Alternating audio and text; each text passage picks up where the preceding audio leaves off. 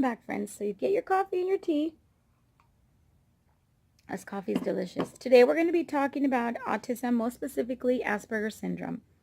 And let me tell you, first of all, my disclaimer, I am a nurse, registered nurse, but I'm not a professional speaking to you today. I'm talking to you as a parent, as a friend, as a mother, as a person that has been touched by autism in her family by various members of her family. But I also will share some of the experiences that I've been through as a nurse, working in a children's developmental center, most specifically with autism. But when I say autism, I mean Asperger's. That's more specifically what we're going to be talking about because that is my area of expertise. So not digging really into like the full-blown higher level of autism on the spectrum. You know, autism is a spectrum, so there's different levels. But anyhow, let's get going. The first thing I want to recommend is that you don't panic. I know that maybe your dreams have been crushed. You know, you're not going to have, you possibly won't, have that football player you dreamed about, or maybe that actor or that doctor, whatever it is.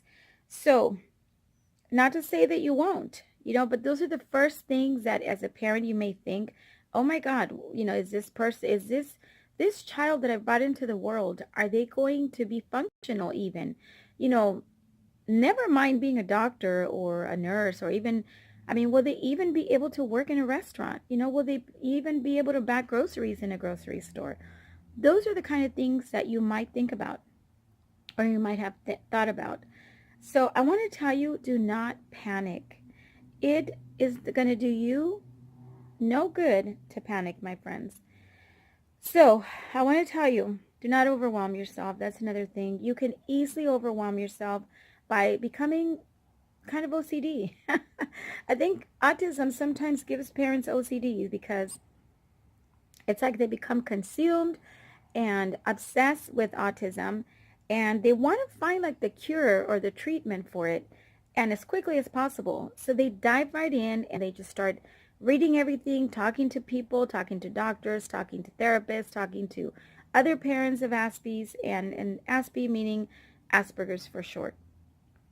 So I want to tell you, don't overwhelm yourself, because not only will you overwhelm yourself and get so exhausted that it's really hard for you to focus on the real important things that you need to be doing for yourself and for your child, but you may end up neglecting your spouse and your other kids. A lot of times we don't think about that. We're so focused on something and we're neglecting. And that could be for anything in life, really. That doesn't just have to apply to autism. It applies to anything we do in life. If we hyper-focus on something, meaning we spend too much time on something, whether it's the internet or whatever it may be, we are neglecting our, loved ones. So think of it that way. The same thing with autism. A parent can go diving right in, especially mothers are really notorious for this. They will hyper-focus on autism. They start reading from morning to night, and they're going to bookstores to look for any book that will give them that cure or that disease treatment, and they treat it as a disease, and it's not a disease, friends. It's not. It's just a different way of thinking. That's the way I see it. And we all are unique in our own way, and I don't love the word quote unquote normal, because there isn't such a thing. We all have difficulties whether we're diagnosed or not. I've said this before.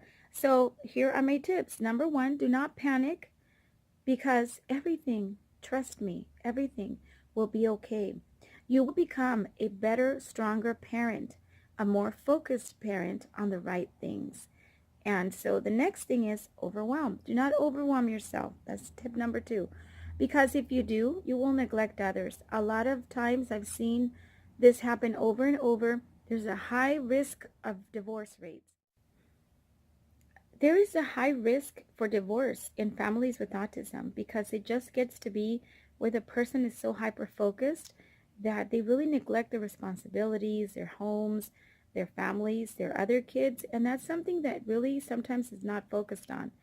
And if you have a child telling you, why is it always about, I don't know, Scooby-Doo? I don't want to say names, but why does everything have to be about them? That is a really big warning sign that you are really neglecting and not intentional, of course. You know, when we have kids, we tend to focus on the ones that are having the most difficulties. And it's not to say that, you care more about them. It's just because they need a little bit more extra help. And that's why you're focused on really helping them. But in the meantime, you don't want to neglect the other ones that don't have any issues per se or any difficulties, because they're going to start having difficulties. They're going to get lonely. They're going to get, I don't know, all kinds of things, depression, all kinds of things that they could start feeling. So be careful with that. The next thing I have here on my list is don't get pressured by doctors, by diets. That's another thing. Don't feel pressured that because you're on the search for this cure, which there isn't, don't go into this mode of trying to try everything out there. Don't start going on putting your kid on the gluten-free diet, or taking them to special doctors across the country, or all these things, because those things are going to overwhelm you. So that's tip number 3. Now, not to say that you want to try things that you might think are good for your child, but here's my tip number 4. Do your research. Like I said before, do not be hyper-focused on it, but every day do a little bit something to help you get to that goal of really researching and educating yourself. So let's say you pick an hour a day. Trust me, you can easily spend the entire day focused on anything and everything that has to do with autism. So don't do it, my friends. Just pick 1 hour. If you want 2 hours, because 1 hour is not enough, I know. Pick an hour in the morning and 1 hour in the evening after your kids have gone to bed, after you've made dinner, after you've already taken care of your spouse and you've spent some quality time together. Then move on in the evening with your free time to do 1 hour of anything that has to do with researching autism. That's what you want to do. The next one, and my final tip, I usually only give you 3 tips because I don't want to make these videos so long, is I'm just going to cut it here, but I just want to tell you, don't focus so much on the whys. Why did this happen? Because that's one of the things that you might ask yourself as a parent with a new diagnosis of autism. Why did this happen? Was it something that I did? Maybe I didn't take care of myself in the pregnancy. And don't play the blame game with your spouse either, because that tends to happen a lot. Did I do something wrong? Maybe it's the dad's fault, because maybe the dad is older and it's your genes, it's your fault. Or maybe you had that, I don't know, that one drink during pregnancy, or you drank soda or what have you, or you took a pain pill, whatever it was. Do not think about those things. Those are negative thinking. They are not going to help you or your child. What's done is done. What's happened, it's happened, and there is a reason for it. And I rather think of it that the reason is because God wants you to be stronger, and he wants you to be a strong person enough to help this child that you were given. Our children are given to us, and it doesn't matter if they have a diagnosis or not. They are given to us temporarily to love them, to guide them, to cherish them, however they are, and teach them and guide them the right way to be and the right way to go. And to really become productive citizens and to be able to function as best they can. And isn't that what we all do anyway? We try to function as best we can. And if something goes awry or goes wrong, start over the next day. It's always a new beginning every single morning.